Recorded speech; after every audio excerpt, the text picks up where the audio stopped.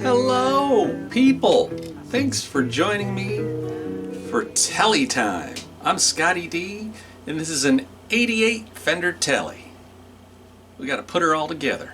Stick around. How do you know it's from 1988? Well, the E stands for 8. And the second digit is the last digit of the year, 88. Bet you didn't know that, did you? See, in the Gruen book it says all that stuff. E starts the 80s. And then when you move higher in numbers, it comes over here, you got your 88, E. And yada, yada, yada. It goes on. In the 90s, they switched the first letter to an N. So we've got a brand new pick guard. Seems we've got a brand new neck pickup, either that or they've reworked it and rebuilt it because it looks so new. We've got a back bow in the neck, and that's probably not good because he likes to play with 9s. Can't have that +7 thou. We need to adjust the truss rod, and to do that we'll have to move the string retainer to the side and grab the gripper wrench. This is the 1/8 inch, 1/8 of an inch hex gripper. And thank goodness it's gripping. And it's loosening. So lefty loosey. And now we're into an up bow of, we have a -4 thousandths of an inch. I went back and adjusted it again to get it dead flat. Ish. Next I'll take a little bit of this navel jelly onto the rusty saddle height screws. It works best if you chip away the rust ahead of time. I'm going to chip away a little bit of the ooze that ended up down in the hex adjustment holes.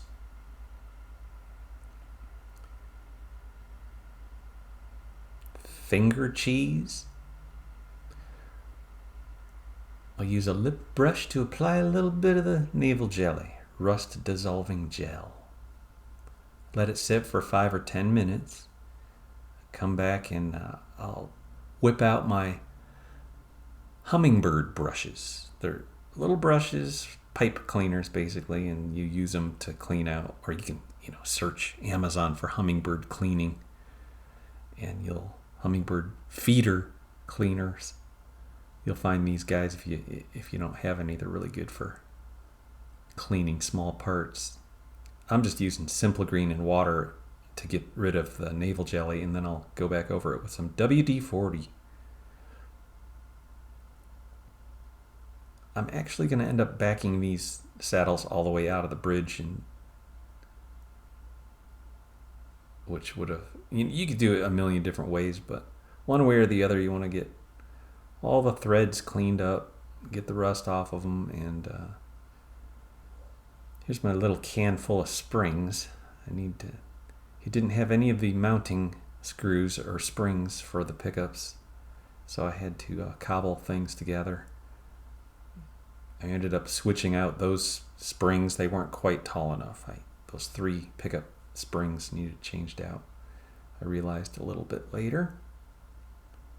He did have these 3 screws for the bridge, which is good.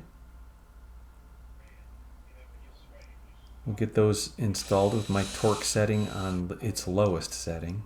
Don't want to strip out any wood here.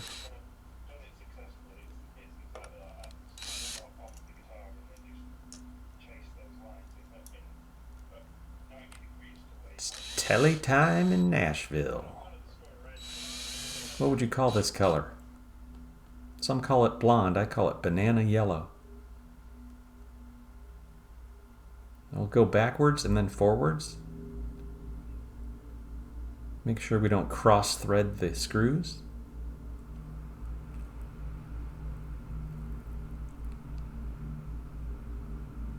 I used some screw gripping pliers to grab a hold of each saddle height adjustment screw from the bottom side and give it make sure it was turning.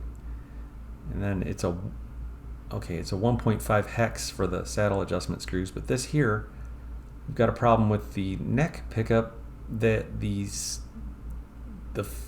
felt base plate for the pickup had wax in it. It wasn't drilled through. It wasn't ready for screws, and again, he didn't supply the screws, so I'm tapping it. 632 tap, and these pickup height screws for the neck pickup are going to be the Stratocaster 632 screws. StewMac has those available in 3 different colors. They got nickel or chrome, can't remember, but they've also got black and gold. 632 is the magic number. It's also the same thread that you would use on an ABR1 post on a Gibson Les Paul or Gibson SG. Those old ABR1 posts that screw directly into the wood use the 632 size. Now I'm going to use some tubing for my springs.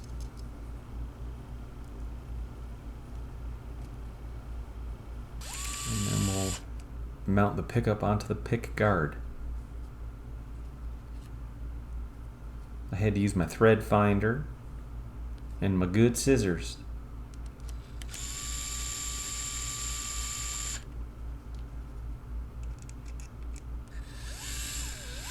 So it's a really good sounding pickup, this neck pickup is. It's I don't know, maybe a little bit louder than the Seymour Duncan bridge pickup. I don't know what brand this pickup is, but it's a good one. Now we're going to have to solder all of it together. First I'll clean up the paint with some Simple Green and some fresh clean water.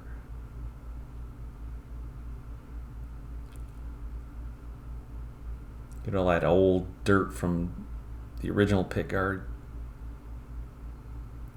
back in the day. Who knows? I don't know if this body's from '88. I don't know. The jack said Mexico on it, and the saddle height adjustment screws are 1.5 millimeters. So I don't know if that makes them a Mexican or a USA. But we'll get the soldering station out and get ready to do the deed. I'm going to use the Shatton Telecaster wiring diagram, and I'll set the temperature for 370 degrees Celsius.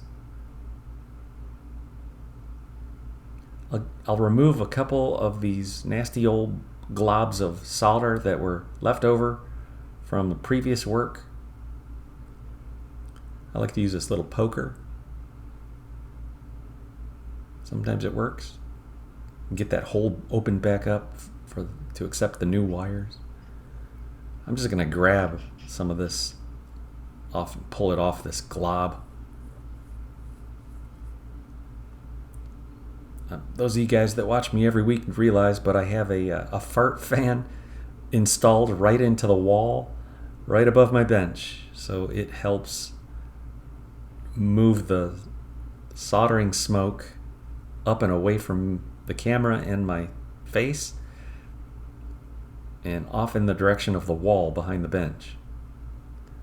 And it works even better if I have a fan going across the room, but this time we'll just let it go where it will.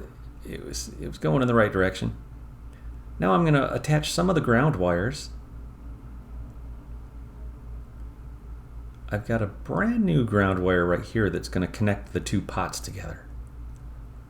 Although they're technically connected by the actual control cavity itself, we'll run this because it's part of the design or the diagram.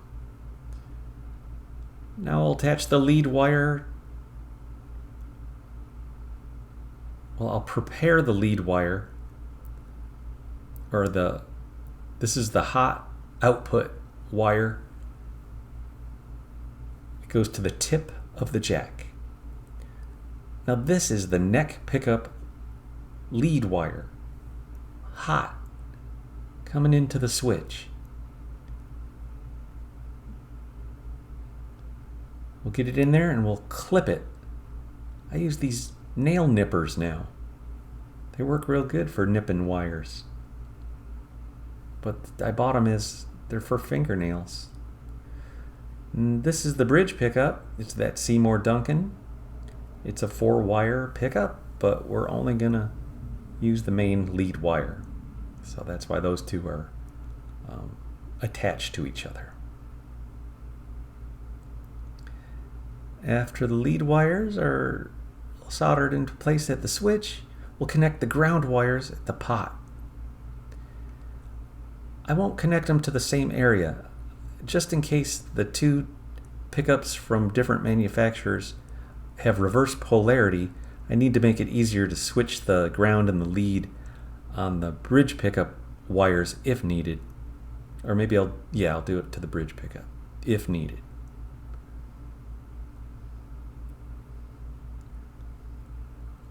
All right, we'll jam all the wires and the components down inside this cavity, and we'll test it out with my 1-string dulcimer. This is a piece of 3/4 MDF cut into a strip with a couple holes in it, and it has a bridge and a nut. We'll give her a test. Make sure all the components are working, especially that middle position to test the polarity sound. If it's out of phase, you gotta switch the wires. This one sounds good. The neck pickup is isolated from the bridge pickup, but the output jack needs cleaned. Okay, before I put the strings on, I want to try to do a little touch up on these finishes here and here. It's kind of this banana yellow color. I think I might be able to hit it with some super glue actually. I've got a way to tint it, I'll show you. I'll go more in depth with this type of repair in some future videos, but for this one I'm going to take dibutyl phthalate and acetone, because if I just use acetone by itself, the super glue becomes real brittle due to the colorings that I'm going to add to it. So the dibutyl is the phthalate is a plasticizer.